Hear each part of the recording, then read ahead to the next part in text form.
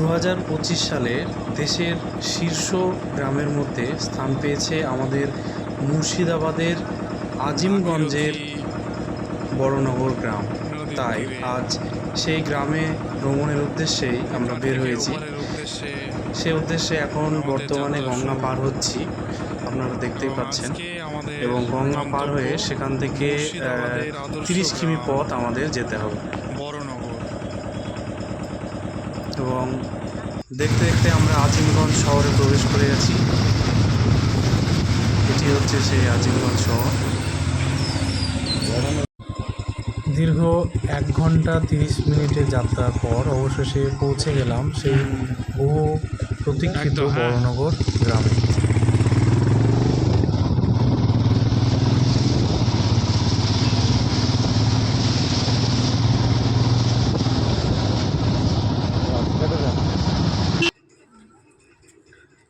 আর সেই গ্রামটি একেবারে গঙ্গার তীরেই অবস্থিত। আমরা এই মুহূর্তে এসে পৌঁছেছি গঙ্গার তীরবর্তী সেই চার মাথার মন্দির। বাংলা আছে, বাংলায় দেখান 1 2 3 4 পাশেই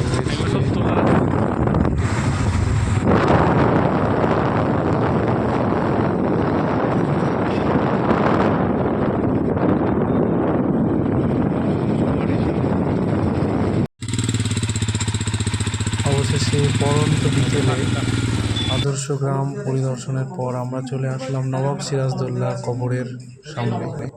নবাব সিরাজদৌল্লা ছাড়াও তার পত্নী লুৎফুন্নেসা এবং আলীবর্দী খাঁ সবার কবরই কিন্তু এখানে রয়েছে। সিরাজের সোজা পায়ের দিকে এদিকটা হচ্ছে লুৎফুন্নেসা, সিরাজের স্ত্রীর কবর।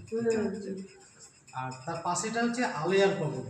আলেয়া বাইজি ছিল, নাচ গান করতো সিরাজের কাছে। যেটা ওই ফলক দেওয়া আছে, এখান থেকে তো দেখা যাচ্ছে না, ভিতরে একটা কবর আছে মাঝখানে, এটা হচ্ছে আলীবর্দীর কবর, সিরাজের নানা। এটা দেখা যায়